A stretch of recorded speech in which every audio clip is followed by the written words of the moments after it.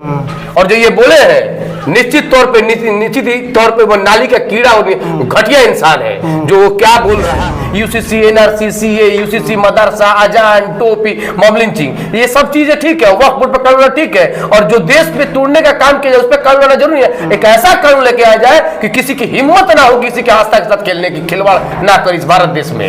ये भारत संविधान से चलेगी, किसी की बाप के जागीर से नहीं चलेगी। क्या मतलब है, आप हम लोग को प्रताड़ित करके हिंदू भाई को खुश करने की साजिश रच रहे हैं कि उनको खुश कर देंगे।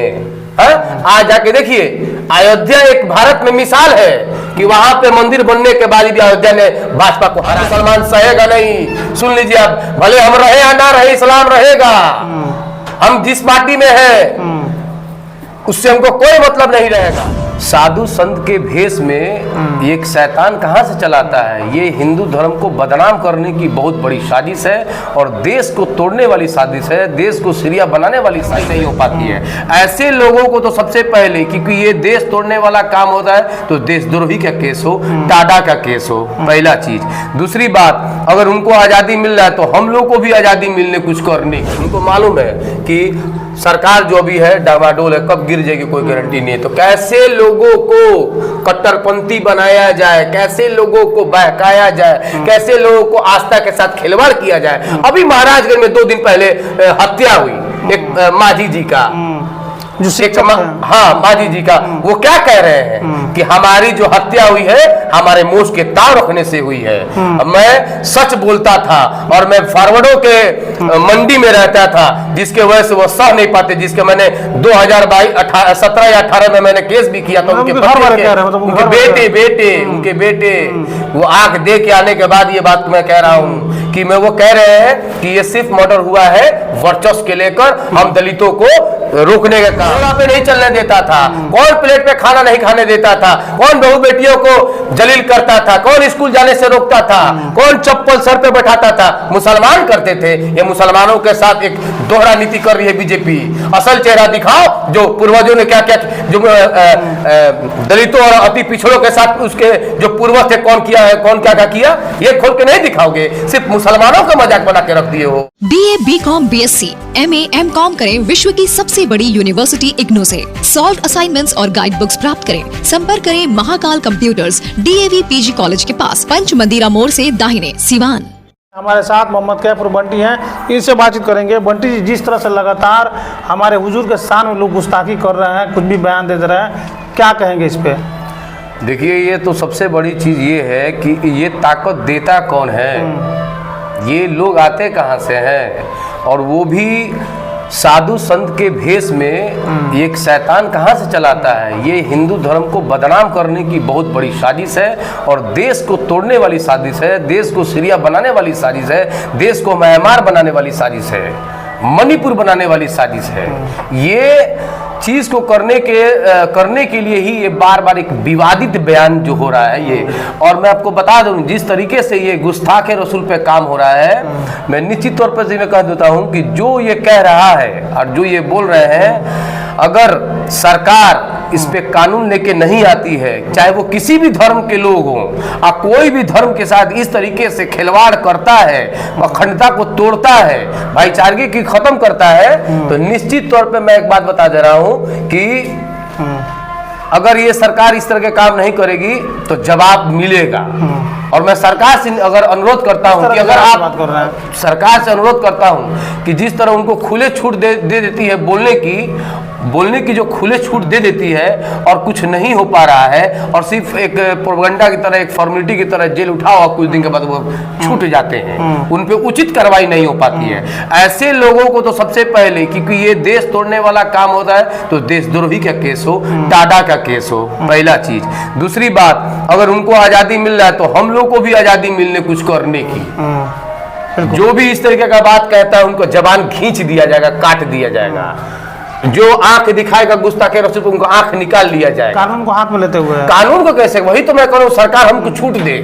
जब उनको बोलने का छूट दे देते, हम लोग को करने का भी छूट दे। उनसे संभल नहीं पा रहा है, कानून लेके नहीं आ रहा है। 50 तो कानून लेके मुसलमान को लाने के लिए ठीक है, यूसीसी, एनआरसीसीए, यूसीसी, मदरसा, अजान, टोपी, मॉब लिंचिंग, ये सब चीजें ठीक है, वक्फ बोर्ड पर कानून ठीक है। और जो देश पे तोड़ने का काम किया जाए उस पर कानून लाना जरूरी है। एक ऐसा कानून लेके आ जाए कि किसी की हिम्मत ना हो किसी के आस्था के साथ खेलने की, खिलवाड़ ना करे इस भारत देश में।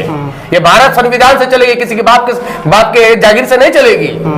और जो ये बोले हैं, निश्चित तौर पे वो नाली का कीड़ा और घटिया इंसान है जो वो क्या बोल रहा है, इसको मालूम है। आपको बता दें कि 2 कौड़ी के टीआरपी के लिए आपको बता दें कि ऐसे 2 कौड़ी के ही लोग हम भी कहेंगे, क्योंकि सिर्फ और सिर्फ आपको बता दें कि इनका कोई मार्केट वैल्यू नहीं है।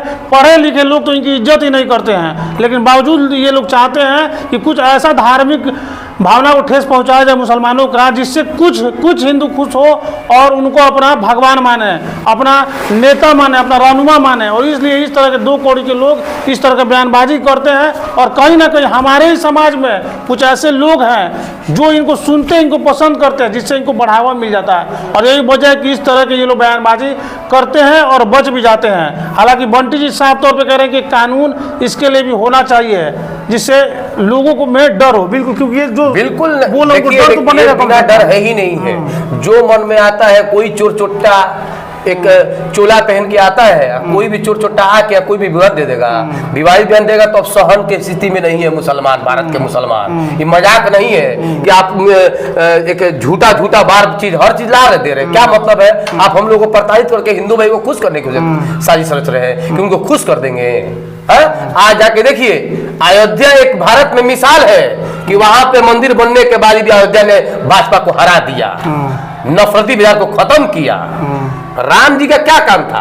तो आपको लग रहा है बीजेपी का भी रोल है, ये बीजेपी का ही रोल है, बीजेपी की ही ने सरकार है, तो रोल उन्हीं का ना होगा। जिस किसी भी सरकार रहे, सवाल तो हम लोग करेंगे, चाहे वो इंडिया का हो, और इंडिया का सरकार भी रहेगा और गलती करे तो उनसे भी सवाल उठेगा। जब नसीमानंद जैसे लोग बोल रहे हैं तो कहीं ना कहीं बीजेपी आपको लग रहा है? बिल्कुल, बीजेपी खुल्लम खुल्ला छूट दे रही है, क्योंकि जब भी ये विवादित बयान आता है, अभी चुनाव था हरियाणा में, कश्मीर अब आने वाला है, महाराष्ट्र में, बिहार में, इस माहौल को बिगाड़ने की साजिश रची जा रही है। क्योंकि बैकफुट पर ऑलरेडी बीजेपी सरकार है, उनको मालूम है कि सरकार जो भी है डामाडोल है, कब गिर जाएगी कोई गारंटी नहीं है। तो कैसे लोगों को कट्टरपंथी बनाया जाए, कैसे लोगों को बहकाया जाए, कैसे लोगों को आस्था के साथ खिलवाड़ किया जाए। अभी महाराजगंज में 2 दिन पहले हत्या हुई एक माझी जी का, हाँ माझी जी का, वो क्या कह रहे हैं कि हमारी जो हत्या हुई है हमारे मोश के ताव रखने से हुई है। मैं सच बोलता था और मैं फॉरवर्डों के मंडी में रहता था, जिसके वजह से वो सह नहीं पाते, जिसके मैंने 2017 या 18 में मैंने केस भी किया था। उनके बेटे वो आंख दे के आने के बाद ये बात मैं कह रहा हूँ कि मैं, वो कह रहे हैं कि ये सिर्फ मर्डर हुआ है वर्चस्व के लेकर, हम दलितों को रोकने का काम। कौन घोड़ा पे नहीं चलने देता था, कौन प्लेट पे खाना नहीं खाने देता था, कौन बहू बेटियों को जलील करता था, कौन स्कूल जाने से रोकता था, कौन चप्पल सर पे बैठाता था? मुसलमान करते थे। ये मुसलमानों के साथ एक दोहरा नीति कर रही है बीजेपी। असल चेहरा दिखाओ, जो पूर्वजों ने क्या क्या, जो दलितों और अति पिछड़ों के साथ उसके जो पूर्वज थे, कौन किया है, कौन क्या क्या किया, ये खोल के नहीं दिखाओगे, सिर्फ मुसलमानों का मजाक बना के रख दिए हो। हम मुसलमान सहेगा नहीं, सुन लीजिए आप, भले हम रहे या ना रहे, इस्लाम रहेगा। हम जिस पार्टी में है उससे हमको कोई मतलब नहीं रहेगा। हमारी अपना, मतलब इस तरह का मामला हो राजनीति भी छोड़ दीजिएगा आप। देखिए, इस तरीका का अगर मामला आता है और पार्टी मुख्य दर्शक की तरह बना रहेगा, तो मैं मुख्य दर्शक थोड़ी हूँ, मुझे कोई लालच नहीं है। पहले ना माँ जरूरी है, ना बाप जरूरी है, ना जमीन जरूरी है, ना दोस्त जरूरी है, ना कुछ जरूरी है। अगर मोहम्मद ना होते तो दुनिया ना होता। और आज हमें जीने का तरीका, चलने का तरीका, बात करने का तरीका, इखलाक पैदा करने का तरीका मिला है, तो मोहम्मद सल्लल्लाहु अलैहि वसल्लम उनको छोड़ देंगे, दुनिया छोड़ देंगे, उनको नहीं छोड़ सकते हैं। उनके गुस्ताखी में कोई माफी नहीं मिलेगी, किसी को भी माफी नहीं मिलेगी। और कहां से कानून लेके आया जाए, और पार्टी आती जाती रहेगी। जलाने की बात कर रहे थे आपने, हालांकि उस वर्ड को हम बोलेंगे नहीं। देखिए, मौज भी लव, चीज को मैं दोहराना नहीं चाहूंगा। जिस तरीके से वो बोला है जलाने के बाद, मुझे सरकार दे दे, मैं खड़ा उनको जला दूंगा और फांसी में लटका दे, मैं मरने के लिए भी तैयार हूं। मुझे मौका दे, मैं जला के उनको एकदम निश्चित तौर पे, अगर फांसी मिलता तो मुझे फांसी देने का नहीं, तो उनको कानूनी रूप से सजा कानूनी क्या बता रहे हो, कानून अगर उनको फांसी देती है और उनको नहीं मिलता है जल्लाद, तो मुझे बना दे जल्लाद, मैं उनको फांसी दूंगा, मैं अपने आखिरत को तो कम से कम ठीक कर लूंगा। मेरी आखिरत सबसे जरूरी है, क्योंकि मौत पर ईमान है, मौत पर ईमान है मुसलमानों का। अच्छा बंटी जी, जितना गुस्सा आपके अंदर दिखाई दे रहा है, कई ऐसे मुसलमान है जो गुस्सा दिखाई दे रहा है, लेकिन हम ये पूछना चाहते हैं रहबर और रहनुमा कहाँ चले गए हैं जो मुसलमानों के हित की बात करते हैं? जैसे प्रशांत किशोर हैं, तेजस्वी यादव हैं, जिस पार्टी से आप भी आते हैं, आखिर वो लोग इस पर क्यों खामोश हैं? देखिए उनकी परेशानी है, उनका परेशानी है, उनके वो फॉलोअर नहीं है मोहम्मद सल्लल्लाहु अलैहि वसल्लम के, उनके क्या लगते हैं मोहम्मद सल्लल्लाहु अलैहि वसल्लम की, वो बोलेंगे। लेकिन वोट तो मुसलमानों को मेरी देते बात हैं तो ना। सुनते, मेरी अधूरी बात पूरी, उनको क्या लगता है, वो जानते हैं कि मुसलमान जाएंगे कहाँ। अगर आप नहीं कुछ बोल रहे हैं और विवादित व्यवहार के बावजूद भी कोई कुछ नहीं कह पा रहा है, तो निश्चित तौर पे क्या है, ये सब लोग मुसलमानों को एक मुख दर्शक और गुलाम बना के रखा है। लेकिन मैं मोहम्मद कैफ रहूं या ना रहूं, फिर से कहता हूं, क्या होगा नहीं होगा फ्यूचर में मुझे कोई फर्क नहीं पड़ने वाला है। मैं अपने कौम के लिए लड़ूंगा और ऐसी ऐसी फिरका परस्त ताकतों से, ऐसे ऐसे टिचपुंटियों को मैं करारा जवाब दूंगा कि तुम ये मत समझो कि हम पार्टी से हैं तो कोई हम नहीं बोलेंगे। नहीं नहीं नहीं, पार्टी हमको निकाल भी देगी तो कोई फर्क नहीं पड़ेगा। हमने तो कई लोगों को देखा है कि पार्टी जैसे ही कुछ पद पर देती है तो वो चुप हो जाते हैं, मुंह बंद हो जाता है। नहीं, मोहम्मद कैफ का साफ तौर पे स्टैंड है, मजबूर नहीं मजबूत बने, अपने लोगों को चुने, मजबूत लोगों को बनाए, सबकी जरूरत है। और जिस तरीका से रसूल के आगे सब बेकार ना है यार, जिंदगी यार, रसूल के आगे सब जिंदगी बेकार है। ये कौन सा दिन आ गया है, ये तो जिंदगी उनके सदके में मिला है, जिंदगी सदके मिला है। अब बताइए कि वैसे लोगों को, ऐसे लोगों को कैसे बोलने का अधिकार दे दिया, कौन दे रहा है? अब गिरफ्तारी से क्या हासिल हो, कल दूसरा बोलेगा।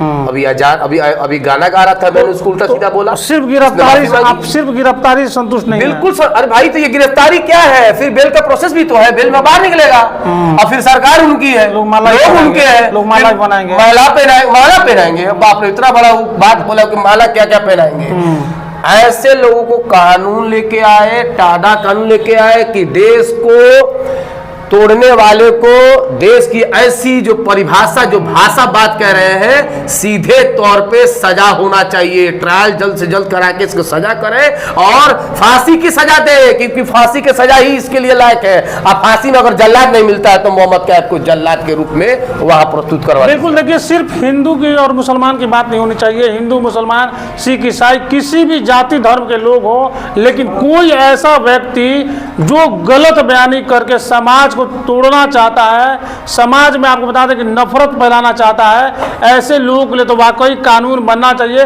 और सख्त कानून बनना चाहिए। जैसे खुले मंच से अगर कोई कुछ बोलता है तो उसके लिए एक ऐसी सजा होनी चाहिए कि उसके बाद से आने वाली जो पीढ़ी है उसका, या फिर आने वाले जो लोग हैं, या फिर कुछ ऐसे छुटभैया नेता जो 2 कौड़ी का औकात रखते हैं और वो चाहते हैं कि ऐसा बात बोल के हम भी आगे बढ़ जाएंगे, उनको भी एक बहुत तगड़ा सबक मिले, एक बड़ा सबक मिले और आने वाले दिनों में बोलने के लिए उनको सोचना पड़े कि नहीं उन्होंने बोला था, हमको फांसी की सजा दे। आपने प्रशांत किशोर का सवाल उठाया था, प्रशांत किशोर का सीन क्या है? प्रशांत किशोर का कोई स्टैंड बताइए ना, कोई क्लियर है तो। अभी जो नुपुर शर्मा के बारे में, तो प्रशांत किशोर टोपी पहन के घूम रहे हैं, अभी गुस्ताखी रसूल पर नुपुर शर्मा ने कहा था ना, उसके बाद ये आया क्यों? क्योंकि इन लोग का बेल हो जाता है। जिस दिन सजा होने लगे ना, किसी का औकात नहीं है किसी भी धर्म के बारे में कोई खिलाफत कर